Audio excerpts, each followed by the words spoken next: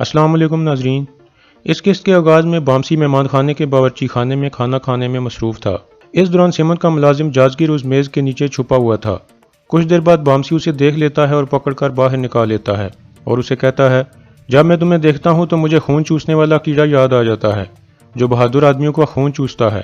پھر بامسی اس کو گردن سے پکڑ کر اٹھا لیتا ہے اور کہتا ہے، تمہیں پتہ ہے ہم اس خون چوسنے والے کیڑے کے ساتھ کیا کرتے ہیں؟ جازگر رونے لگتا ہے اور کہتا ہے، ایسا مت کرو بامسی۔ بامسی کہتا ہے، ارطغرل صاحب اس بازار میں انصاف قائم کرنا چاہتے ہیں، اب تمہیں بھی ان کے انصاف کا مزہ چکھنا ہوگا۔ یہ کہہ کر بامسی اسے اٹھا کر باہر لے جاتا ہے۔ باہر محل کے سامنے بازار کے تاجروں کو جمع کیا گیا تھا۔ اتنے میں ارطغرل اندر سے نکل کر سامنے آتا ہے۔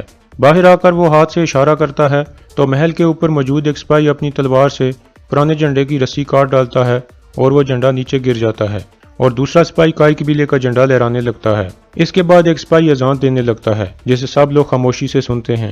اسی دوران جاندار اور آلیار بھی اپنے کچھ سپاہیوں کے ساتھ وہاں پہنچ جاتے ہیں۔ اذان ختم ہونے کے بعد جاندار کہتا ہے، ارطغرل نے پہلے ہی کام ختم بھی کر دیا ہے، اب سے ارطغرل اس علاقے میں ہمارا سب سے بڑا حریف ہوگا۔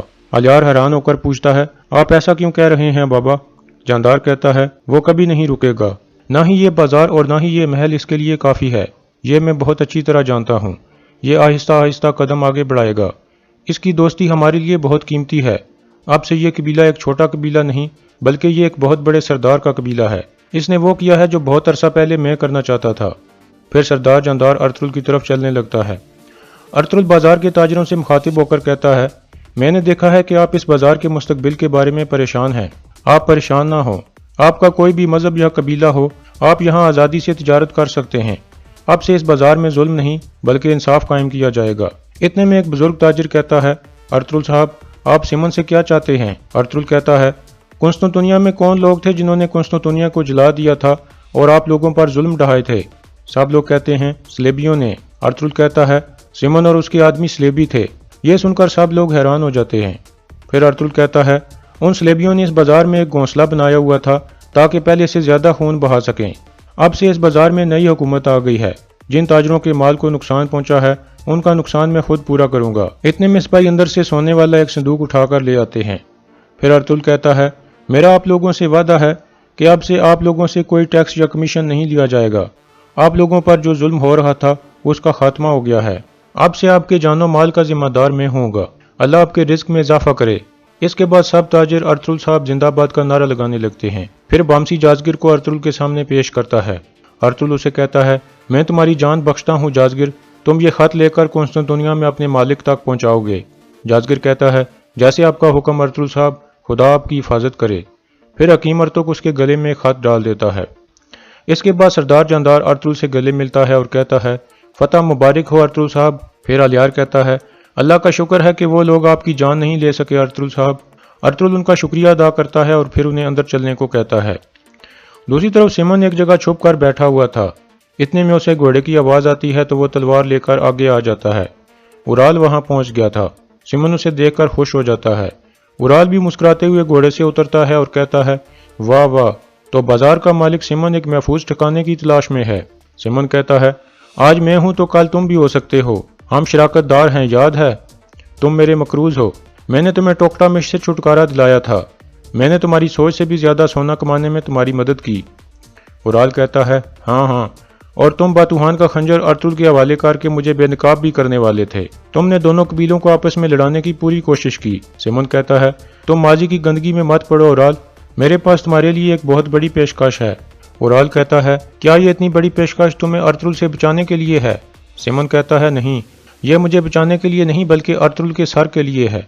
میں اپنا سب کچھ تمہیں دینے کے لیے تیار ہوں، بازار، محل اور تجارت سے ہونے والا سارا منافع بھی۔ اورال کہتا ہے، تو ارطغرل کا سر اتنا قیمتی ہو گیا ہے؟ سیمن کہتا ہے، قسطنطنیہ سے ایک بڑی فوج آنے والی ہے جس کے بعد کوئی بھی ترک قبیلہ بچ نہیں پائے گا۔ میں نے تمہیں ایک روشن مستقبل کی پیشکش کی ہے اورال، جس کا تم نے کبھی سوچا بھی نہیں ہوگا۔ چلو مل کر ارطغرل کو مارتے ہیں۔ اورال کہتا ہے، ارطغرل مرے گا اور میں ان زمینوں پر اکیلا راج کروں گا۔ یہ کہہ کر اورال کہہ کے مارنے لگتا ہے اور پھر کہتا ہے، لیکن تم نہیں دیکھ سکو گے سیمن، کیونکہ تم تو مر چکے ہوگے، میں کبھی سلیبیوں کے ساتھ ہاتھ نہیں ملاتا۔ یہ کہہ کر وہ اپنی تلوار نکال لیتا ہے۔ سیمن بھی اپنی تلوار نکال لیتا ہے اور پھر دونوں میں لڑائی شروع ہو جاتی ہے۔ उराल उसको जख्मी करके गिरा देता है और तलवार उसकी गर्दन पर रख देता है। इतने में तुर्गत और बाकी सिपाही वहां पहुंच जाते हैं और तुर्गत जोर से उराल को आवाज देता है। दूसरी तरफ अर्तुगरुल जानदार और आलियार को अंदर लेकर जाता है। जानदार बहुत सारा सोना देखकर कहता है, आप सब कबीलों से ज्यादा खुशकिस्मत निकले हैं अर्तुगरुल साहब, कोई भी कबीला काफरों से इतना ज्यादा माल गनीमत नहीं ले सका। अर्तुगरुल कहता है, शुक्रिया जानदार साहब, अब से ये महल रियासत के मेहमान खाने के तौर पर इस्तेमाल होगा और ये माल गनीमत हमारी तिजारत की बेहतरी के लिए इस्तेमाल किया जाएगा। फिर अर्तुगरुल उनको बैठने को कहता है। बैठने के बाद अर्तुगरुल कहता है, कालीने बनाने का हमारा जो मायदा चल रहा था वो उसी तरह जारी रहेगा और हमारी औरतें पहले की तरह बाजार में कालीने तैयार करेंगी। जानदार कहता है, उसमें मुझे कोई शक नहीं अर्तुगरुल साहब, लेकिन जब कारा जैसर का गवर्नर इस वाक़े के बारे में सुनेगा तो वो खुश नहीं होगा, वो तुम्हें दुश्मन समझेगा। अर्तुगरुल कहता है, कोई ऐसा दरख्त नहीं जिसके ऊपर कोई कीड़ा ना हो और कोई ऐसा बहादुर आदमी नहीं जिसका कोई दुश्मन ना हो। अल्लाह की मदद से हम इस मसले से भी निकल आएंगे। जानदार कहता है, आप ये जान लें कि हम हमेशा दोस्तों की तरह आपके साथ खड़े रहेंगे। अर्तुगरुल कहता है, मैं जानता हूँ जानदार साहब, आपका शुक्रिया। इतने में हकीम अर्तुग तेजी से चलता हुआ वहां आता है और कहता है, सरदार, मुझे पता चल गया है कि आपको और टोकटामिश साहब को कैसे जहर दिया गया था, मेरे साथ आएं। इसके बाद वो तीनों हकीम अर्तुग के साथ चल पड़ते हैं। दूसरी तरफ तुर्गत और दवान सिमन के पास पहुंच चुके थे, लेकिन उनको देखते ही उराल फौरन तलवार का वार करके सिमन को मार देता है। यह देखकर तुर्गत शदीद गुस्से में आ जाता है और कुल्हाड़ा नीचे फेंक कर उराल पर हमला कर देता है और उसे 2-3 मुक्के मार देता है और कहता है, वो हमारा कैदी था। उराल कहता है, मैंने उससे अपना और तुम्हारे सरदार का बदला लिया है, क्या ये काफी नहीं है? फिर दवान तुर्गत को पकड़ लेता है और कहता है, भाई सिमन मारा गया है, हमारा काम हो गया है, चलो चलें। लेकिन तुर्गत का गुस्सा ठंडा नहीं होता और वो उराल को गद्दार गद्दार कहने लगता है। फिर वो घोड़ों पर सवार होकर वहां से वापस मुड़ जाते हैं। दूसरी तरफ हकीम अर्तुग अर्तुगरुल और जानदार को लेकर तहखाने में पहुंच गया था और उन्हें वो जगह दिखाता है जहां मारिया जहर तैयार करती थी। हकीम कहता है, यहाँ मौजूद सांप और बिच्छू बहुत जहरीले हैं, इसके अलावा मुझे बहुत सी जहरीली जड़ी बूटियां भी यहाँ से मिली हैं। जानदार गुस्से से एक मेज को उल्ट देता है। आलियार कहता है, ऐसा मत करें बाबा, अर्तुगरुल साहब ने हमारा इंतकाम भी ले लिया है। अर्तुगरुल कहता है, आज रात मैं फतह की खुशी में एक दावत का इंतजाम कर रहा हूँ, आपको और आपके बच्चों को भी दावत है जानदार साहब। बाहर अर्तुगरुल के सिपाही महल से सिमन की गंदी चीजें निकालने में मसरूफ थे। इस दौरान वो शराब के बड़े बड़े कैन भी बाहर ले जाकर जाया कर देते हैं। इसके अलावा जंग की वजह से जिन ताजरों का नुकसान हुआ था उन्हें सोने के सिक्के दिए जाते हैं। दूसरी तरफ हाचातुरियन उस्ताद कुछ सिपाहियों के साथ मिलकर सोना निकालने में मसरूफ था। इस दौरान उराल का आदमी बातुहान भी उनके करीब पहुंच जाता है और छुपकर उनकी जासूसी करने लगता है। दूसरी तरफ उराल सादुद्दीन के पास पहुंच जाता है और गुस्से से कहता है, आपने जिस आदमी के साथ हाथ मिलाया था वो सलेबी निकला। सादुद्दीन उसकी गर्दन पर खंजर रखकर कहता है, अगर मैं तुम्हें उसकी हकीकत बता देता तो क्या तुम उसके साथ मिलकर काम करते? उराल कहता है, आप सब जानते थे, आपने मुझे धोखा दिया। सादुद्दीन आगे से हंसने लगता है और कहता है, हर रियासत के राज होते हैं उराल, तुम अर्तुगरुल को कत्ल नहीं कर सके, अब तुम भुगतोगे। उराल कहता है, मैंने कहा है अर्तुगरुल मरेगा तो वो मरेगा। सादुद्दीन कहता है, कैसे? अब बाजार और तिजारत दोनों पर उसकी हुकूमत हो गई है, वो हमेशा से ज्यादा मजबूत हो गया है। अगर अर्तुगरुल मर गया होता तो उसकी जगह आज तुम होते बेवकूफ आदमी, अब तुम्हारी कोई कीमत नहीं रही। उराल कहता है, अर्तुगरुल मरेगा और मैं इस इलाके का हाकिम आला बनूंगा। सादुद्दीन कहता है, कैसे होगा ये? क्या है तुम्हारे पास? तुम तो अपने घर वालों को भी अपने कंट्रोल में नहीं कर सकते। मैं सर्दियों के आखिर में दोबारा इस इलाके में आऊंगा सुल्तान अलाउद्दीन के साथ। अगर तब तक अर्तुगरुल ना मरा तो इन जमीनों पर हुक्मरानी अर्तुगरुल की होगी। याद रखो, सुल्तान हमेशा कामयाब होने वाले को इनाम देता है। इसके बाद उराल सादुद्दीन का हाथ चूमकर वहां से चला जाता है। दूसरी तरफ काई कबीले का ढोल बजता है, सब लोग इकट्ठे होने लगते हैं। अर्तुगरुल अपने सिपाहियों के साथ वापस कबीले में पहुंच गया था। कबीले के लोग अर्तुगरुल जिंदाबाद के नारे लगाने लगते हैं। एक घोड़ा गाड़ी पर सोने से भरे संदूक भी कबीले में पहुंच आए थे। अर्तुगरुल घोड़े से उतरकर हाइमा खातून के पास आता है और उनका हाथ चूमता है। हाइमा खातून उसे फतह की मुबारकबाद देती हैं और उससे गले मिलती हैं।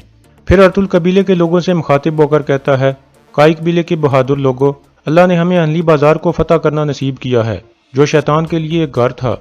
यह फतह बहुत सी फतुआत की शुरुआत है। यह सुनकर सब लोग अर्तुगरुल साहब जिंदाबाद के नारे लगाने लगते हैं। फिर कुछ सिपाही सोने वाले संदूक उतार कर नीचे रखते हैं। अर्तुगरुल कहता है, बहुत सारा माल गनीमत भी हमारे हाथ आया है, ये माल गनीमत आप लोगों में तकसीम किया जाएगा। इतने में तुर्गत और दवान भी कबीले में पहुंच जाते हैं। तुर्गत घोड़े से उतरकर अर्तुगरुल के पास आता है और कहता है, भाई सिमन मारा गया है और ताजिर हसन हमें नहीं मिला। اتنے میں اورال بھی سمن کی لاش لے کر وہاں پہنچ جاتا ہے۔ ارطغرل پوچھتا ہے یہ کیسے ہوا ترگت؟ ترگت کہتا ہے ہم نے ان کے نشانات کا پیچھا کیا تھا بھائی، سمن جاویدار قبیلے کی طرف جا رہا تھا۔ اتنے میں چولپن کہتی ہے اورال صاحب آ گئے ہیں۔ سب لوگ اورال کی طرف دیکھنے لگتے ہیں۔ اورال گھوڑے سے اتر کر ارطغرل کے پاس آتا ہے اور کہتا ہے فتح مبارک ہو ارطغرل صاحب، اگر مجھے پتا ہوتا تو ہم اکٹھے مل کر لڑتے۔ ارطغرل کہتا ہے قسمت میں یہ نہیں تھا اورال صاحب، مجھے امید ہے کہ کسی اور دن ہم جنگ میں اکٹھے ہوں گے۔ اورال کہتا ہے انشاءاللہ ارطغرل صاحب، فتح آپ کو نصیب ہوئی ہے لیکن انتقام لینا مجھے نصیب ہوا ہے۔ اتنے میں دو سپاہی سمن کی لاش لا کر زمین پر رکھ دیتے ہیں۔ ترگت غصے سے وہاں سے چلا جاتا ہے۔ پھر اورال اپنے والد جاندار کو کہتا ہے میں نے ٹوکٹا مش صاحب اور ارطغرل صاحب کا بدلہ لے لیا ہے بابا۔ یہ سن کر جاندار اور الیار مسکرانے لگتے ہیں اور ارطغرل اسے گور کر دیکھنے لگتا ہے۔ اور یہاں اس قسط کا اختتام ہو جاتا ہے۔